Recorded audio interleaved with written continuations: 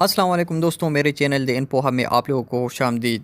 دوستوں، آج ہم آپ لوگوں کو بتائیں گے کہ ترکی سے ہمیں کیوں پیار ہے اور ابن سعود یعنی سعودی حکومت سے نفرت کیوں؟ کیونکہ ترکی کو مکہ مدینہ سے پیار ہے اور ابن سعود کو یہودیوں سے۔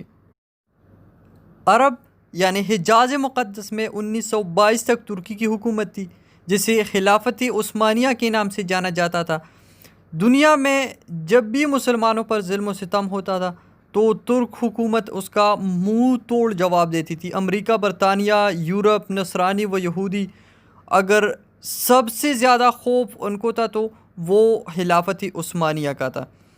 امریکہ اور یورپ کو معلوم تھا کہ جب تک خلافت عثمانیہ قائم ہے مسلمانوں کا ہم کچھ نہیں بگاڑ سکتے، چنانچہ انہوں نے خلافت عثمانیہ کو ختم کرنے کی سازشیں شروع کی۔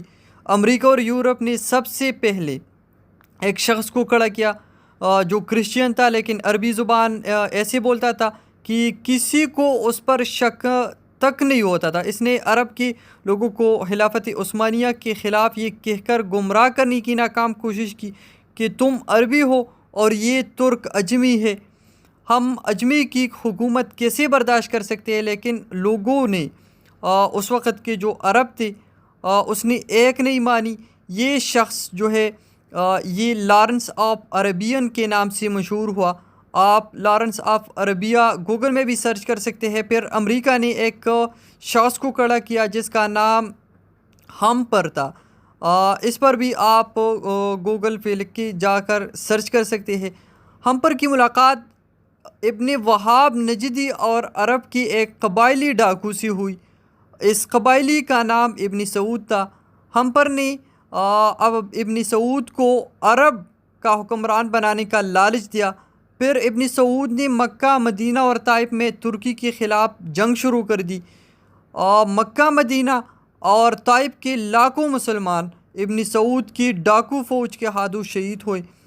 جب ترکی نے دیکھا کہ ابن سعود ہمیں عرب سے نکالنے اور خود عرب پر حکومت کرنے کے لیے حرمین شریفین اور طائف کے بے قصور مسلمانوں کو شہید کر رہے ہیں، تو ترکی نے عالمی طور پر یہ اعلان کر دیا کہ ہم اس پاک سرزمین پر قتل و غارت پسند نہیں کرتے۔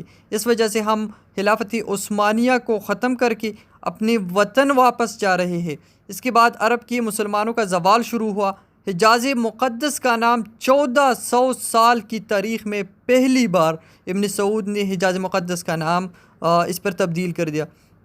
جنت البقیع اور جنت المعلیٰ میں صحابہ کرام جو تھے اور اہل بیت جو تھے، جو ہماری مائیں ہیں، ان کی مزارات کو مسمار کیا گیا۔ حرم شریف کے جن دروازوں کے نام اہل بیت اور صحابہ کے نام پر تھے، ان کے نام آل سعود کے نام پر تبدیل کر دیے گئے۔ یہود و نصارہ کو سعودی عرب میں آنے کی اجازت مل گئی۔ جس دن ابن سعود کا بادشاہت بنا اس دن ایک جشن ہوا۔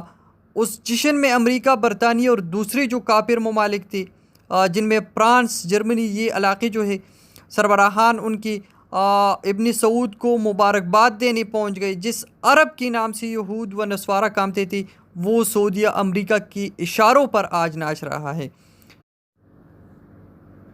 اس پر علامہ محمد اقبال کا ایک شعر بھی ہے کہ وہ فاقہ کش کی موت سے ڈرتا نہیں ذرا، روحی محمد اس کے بدن سے نکال دو، بکھرے عرب کو دے کے فرنگی تخیلات، اسلام کو حجاز و یمن سے نکال دو۔